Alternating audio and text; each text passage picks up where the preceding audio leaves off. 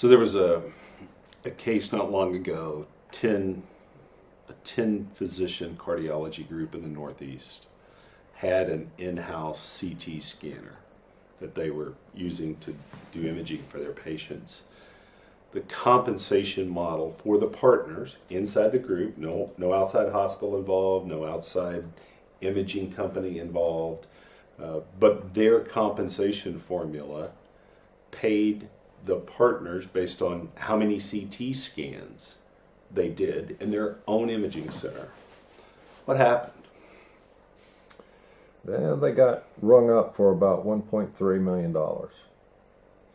And again, 130 grand a doc, if my math's right. right. Where they got out of bounds was not understanding and focusing on what the law is targeting, which is you cannot be paid for the volume or value of the referral, period. The model that they had, I'm sure, involved a very sophisticated calculus. They probably all sit around and thought about it and came up with it, thought it was a great idea.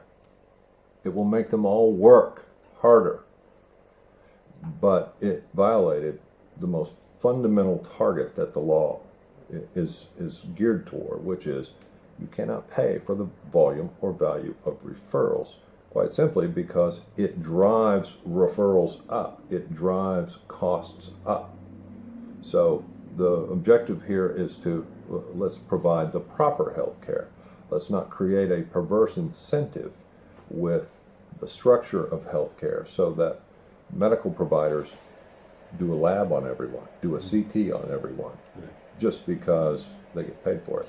I would think that this is probably one of the greatest areas of misunderstanding for independent practices that own their own ancillary services and just fail to understand that these laws apply to them inside their family. You don't have to have a third party bringing inducement from the outside. You're inducing inside your own partnership. Absolutely. But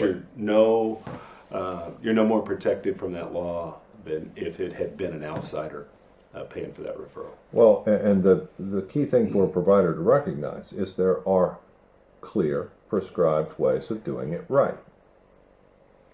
Follow those ways.